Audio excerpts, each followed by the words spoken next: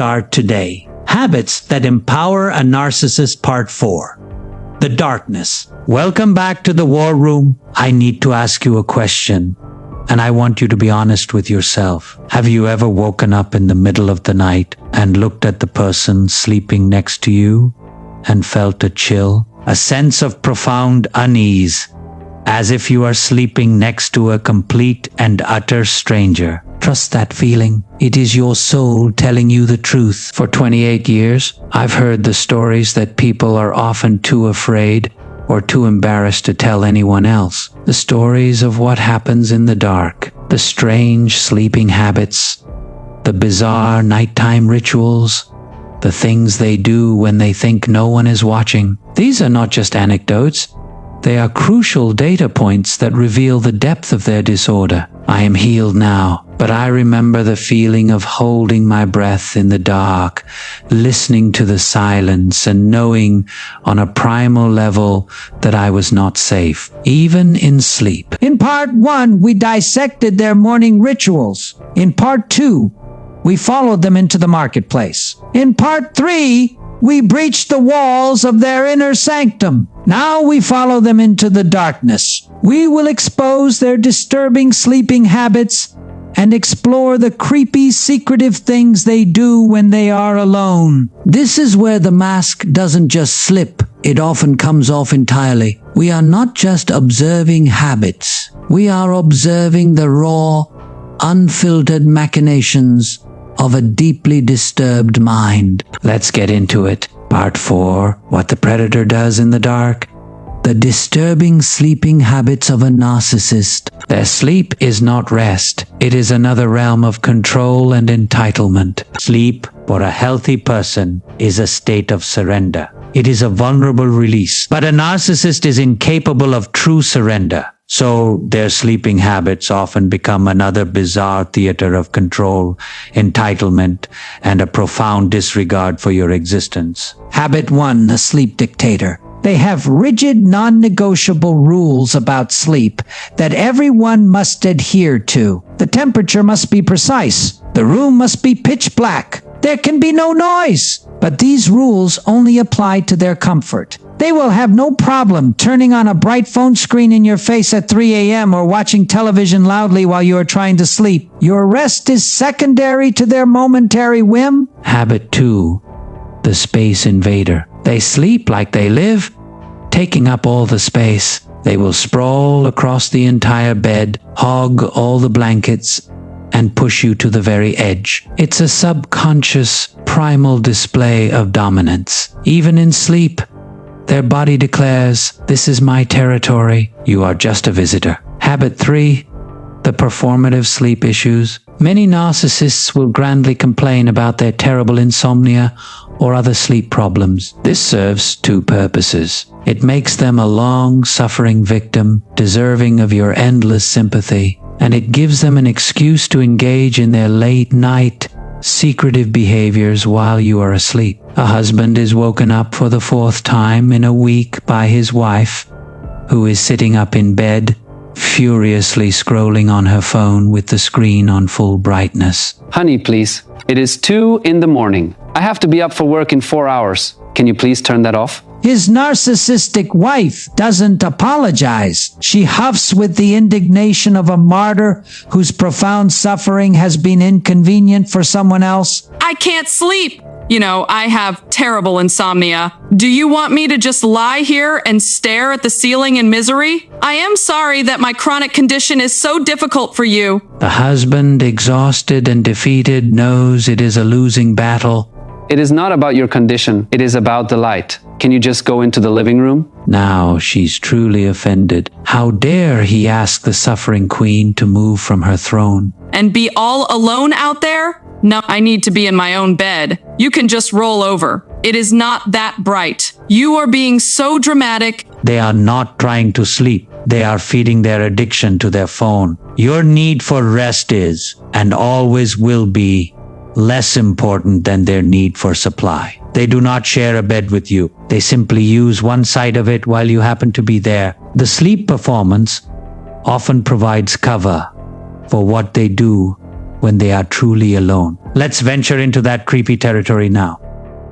The creepy things narcissists do when they're alone. A look inside their solitary chamber of secrets. What does a narcissist do when the audience is gone? When you are at work, or out with friends, or finally, mercifully, asleep? They don't relax. They don't engage in healthy hobbies. They descend into their private world of ego maintenance and obsessive information gathering. Behavior 1, the digital stalking. This is when they do their deep dive surveillance. They will go through your phone, your computer, your social media accounts. They are not looking for evidence of wrongdoing. They are looking for information that they can use as leverage later. They are gathering intelligence on their enemy, which is you. They are miners, digging for any scrap of data that will give them a sense of control. Behavior 2, rehearsing and ruminating. A narcissist will spend hours alone,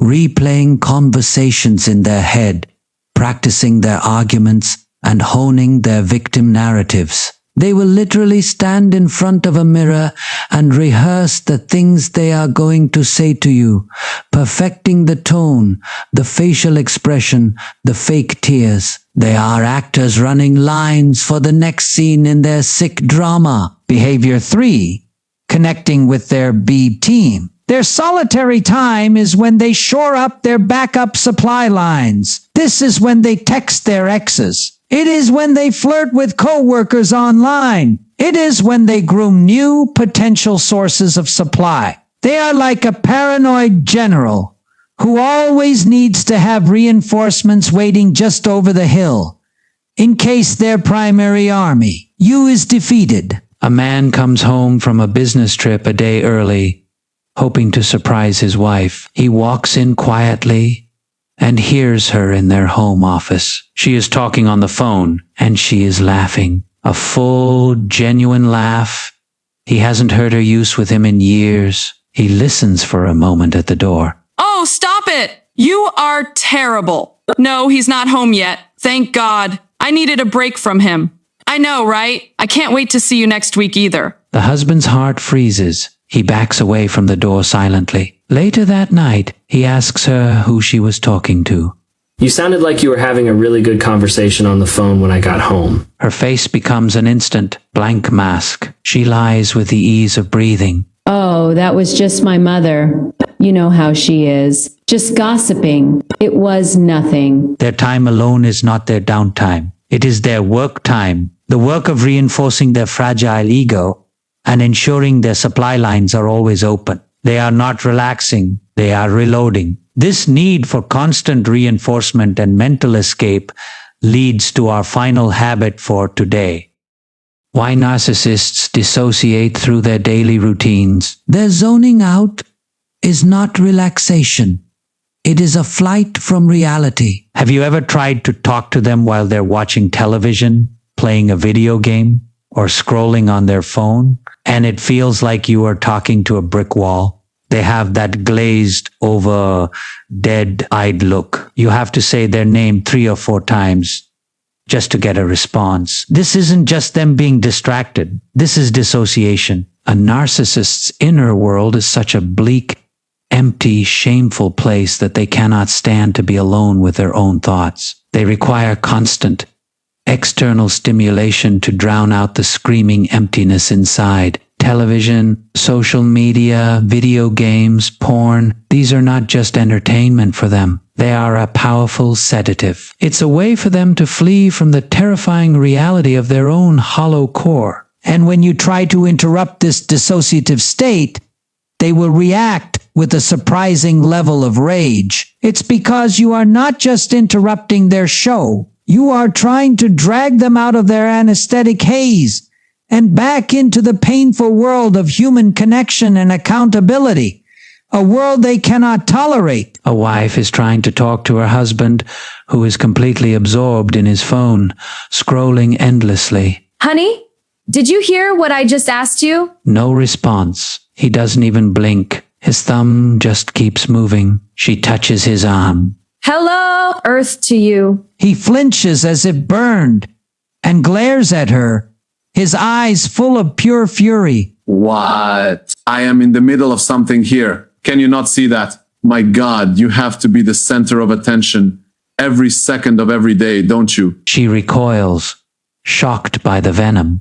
I just asked if you wanted dinner. He's not even listening. He turns back to his phone, his face immediately going back into its blank, hypnotic state. Whatever. I don't care. Just do whatever. You were not interrupting his leisure time. You were interrupting his escape. His dissociation is a non-negotiable part of his survival routine, and your presence, your needs, your very voice are a threat to that escape. He doesn't just want to ignore you. He needs to. Today, we have ventured into the darkness. We have stood beside their bed and watched their performance of sleep. We have peered over their shoulder as they engage in their creepy, solitary rituals. And we have witnessed how they use dissociation as a desperate escape from their own empty soul. The picture is becoming clearer and more disturbing with every chapter. In our final part, we will discuss their most secret life of all, their hidden sexual habits, and the shocking truth of why so many survivors suspect their narcissistic partner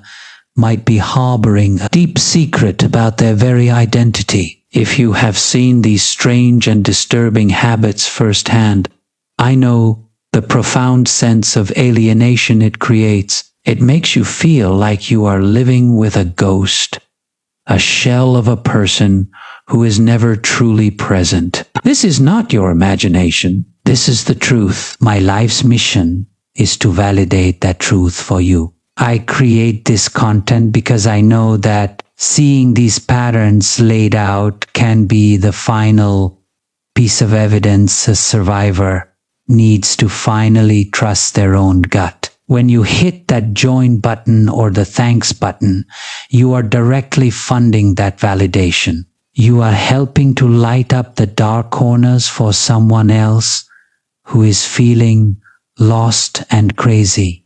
If you are ready to stop sleeping next to a stranger and start waking up to your own life, my practice is here. We are experts in planning escapes from these twilight zones. The number is in the description. Just use the new code phrase for this series. I am turning on the lights. It means you are done living in the dark and you are ready to face the truth and walk out into the sun. But for now, let's do our work. Let's reclaim the night. Take a deep breath in through your nose. Imagine breathing in deep, restorative, peaceful rest. Now, sigh it all out. All their chaos, their digital noise, their unnerving presence, let it go with that powerful sound. One more time. Breathe in your peace and breathe out their ghosts. That sound. That is the sound of you reclaiming your own peace, your own rest, your own sacred silence. And remember, you can and you will heal. Just start today.